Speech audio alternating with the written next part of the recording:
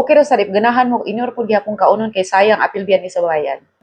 Hi everyone! Kumusta kamong tanan? I hope you had a great day. Nalang ko i-share sa inyo ha quick lang. Kay kani nga pagkaon, sige kini siya appear sa ako ang timeline. And finally, ni-give in na gyud ko. So, I ordered this online.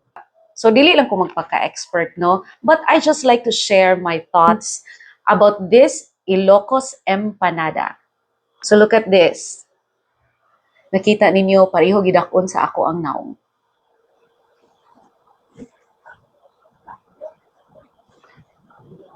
Let's see, kay ingon man sila crispy, bahalag oily, pero normal lagi na siya nga oily because fried man ni siya.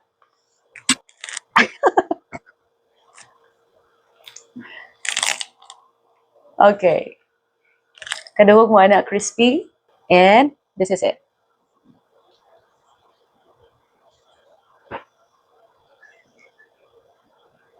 Mauni siya ang sulod. First time nako nga makakaon ani ha, I'll try it without the vinegar. Ang kani nga part nga akong nakaon is egg and then the meat and then the vegetables.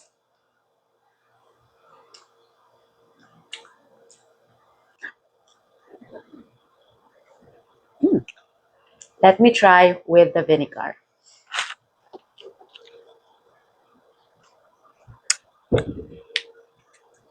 Lami daw ang iyahang vinegar. Mao nang nipalit sad ko. So yes, truly lami gyud. So sa mga pagkaon kanang naay mga sauce or kaning inaani nga man naay vinegar, factor gyud na siya ang taste sad sa sauce. Kaya maka-add man na siya og flavor.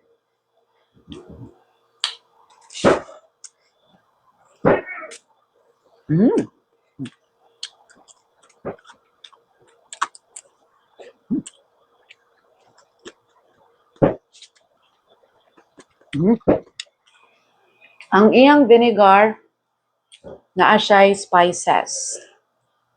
So now, i-try na to ang daghan og fillings. See?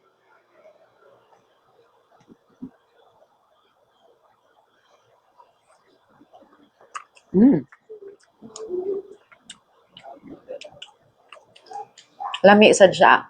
So actually, mura ni ako natilawan nga Ilocos empanada. But if naa mo i-suggest ako nga you think nga lami sad, let me know ha, kay ako asad ng suwayan. Naa siya, egg, yeah, as what I mentioned, meat, and, there. I don't know, kay sa uban nga Ilocos empanada nga mga reviews, na ako'y nakita nga murag naa siya cheese. I'm not sure. This is the whole thing inside. And, kanisad. Ganahan sad mo sa dough, no? O, nasa'y part nga walay filling. So, okay ra sa ganahan mo, inyor po gyapon kaunon kay sayang apil biyan ni sa bayan. Okay ra sad.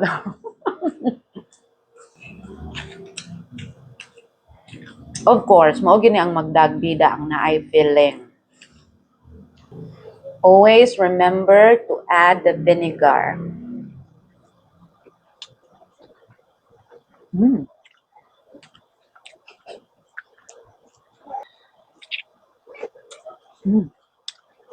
Now I know unsa na ang Ilocos empanada. Nahurot na nako, mao na akong dinner. Thank you for watching.